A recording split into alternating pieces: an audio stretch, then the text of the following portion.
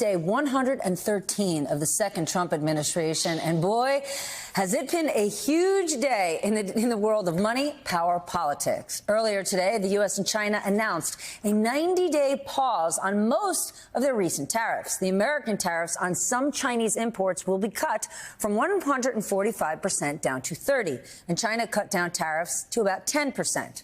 The latest agreement comes on the heels of weekend talks in Geneva. Treasury Secretary Scott Bessent and President Trump are optimistic. They say it will lead to more negotiations and a much bigger deal in the coming weeks, according to them. Watch this. We achieved a total reset with China. The talks in Geneva were very friendly. The relationship is very good. We're not looking to hurt China. I'll speak to President Xi maybe at the end of the week. No one wants to do a generalized decoupling, but we are going to do a strategic decoupling. The temporary climb down brought a huge sigh of relief from Wall Street. The Dow jumped 1,100 points, while the Nasdaq and S&P were both up more than 3%. Retailers were equally happy to hear the news, but many say that even though this will likely mean a big surge in shipping over the weeks ahead, those higher prices, they're here to stay. So let's level set just for a moment. Okay. President Trump has argued for years that the United States has been taken advantage of. And just over a month ago, he launched a trade war that caused global economic panic. Well, tonight, all of us are breathing a huge sigh of relief that he took his foot off the gas. But let's make no mistake. He is the person who brought us to the brink. So what exactly happened today? As economist Justin Wolfers puts it, two things are true. One, U.S. trade policy and our macroeconomic prospects are much better today than they were yesterday. And number two, U.S. trade policy and our macroeconomic prospects are much worse today than they were Inauguration Day. Now, we should expect a massive shipping surge from U.S. companies that can afford to front-load inventory before this new 90-day pause runs out. But the remaining tariff cost will still be passed on to consumers, especially from smaller businesses with smaller margins that cannot afford to eat that cost. Now, today, it is a good day for business in China and the United States, and it is certainly a great day for markets. But the head-scratcher is President Donald John Trump, who he is and what exactly he wants. Because I want you to remember why exactly the administration launched this trade war and why they said we needed these tariffs to begin with. Tariffs are tariffs, and they do raise revenues. They will. I see them as a tax cut, Andrew, because they're going to help pay for the biggest tax cut in American history. So we can't be a nation that invents everything but has everything built somewhere else. Eventually, you become subservient to the people who build things for you. If you make nothing, but all you do is think about it, then someone else will be the builder. You know, a lot of people like to talk about tariffs. Well, tariffs is exactly what they were doing for us. You know, when you want to defend that, they're a beautiful thing for us if you can use them, if you can get away with using them. It's going to make us very rich. We'll be paying off debt. We'll be lowering your taxes very substantially because so much money will be taken in that we'll be able to lower your taxes.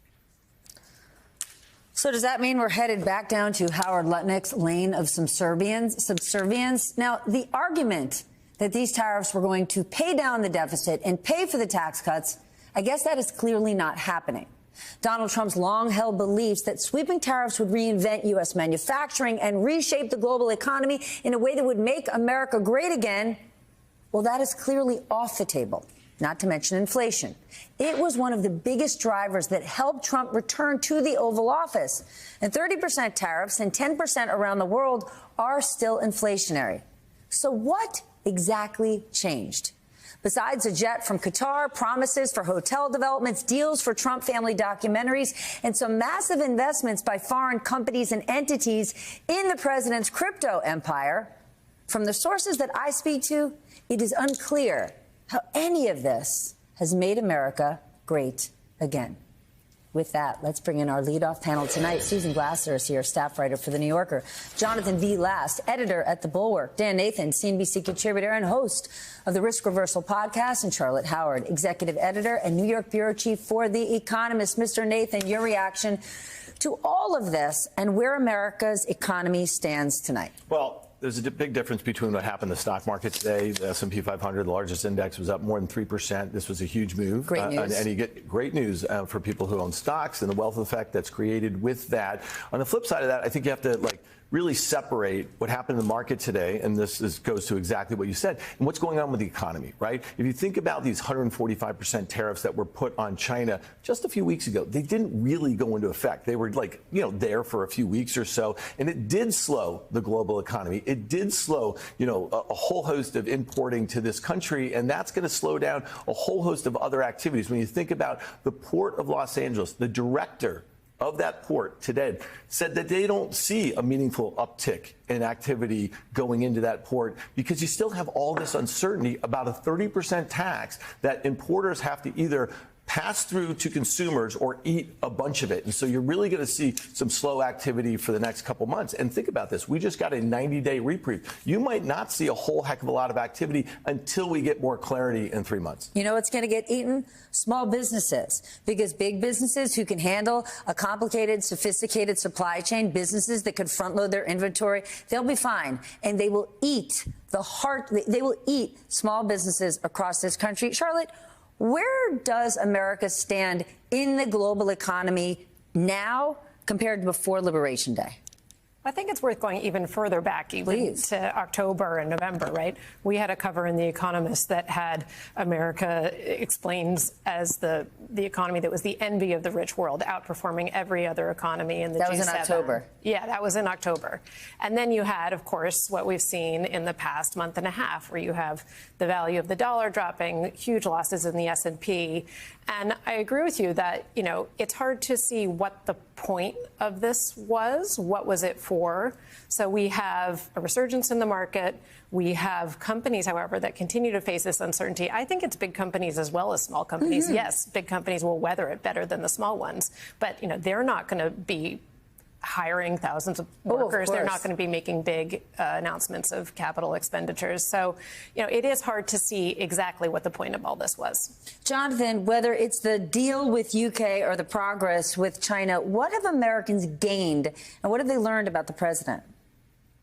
They've gained nothing. They've lost quite a bit. And what does it say about what's going on with the American government, where you get huge movement in the stock market, the first real positive signs of life, the day the president gets pantsed by the Chinese? Right? It means that the American financial markets are rooting for the U.S. government to lose its negotiations, right? And I don't know. It's nice to see the stock market going up because people realize that they can make a little money on arbitrage, right on the good news. But the bond market is still, the yields are high, way up, which is scary because that's where risk goes to hide. And then you look around the rest of the world, you look at the indexes in Germany and in Japan and China, they're all doing okay. Really, the rest of the world is doing okay. It's just America. And it's like a man-made natural disaster.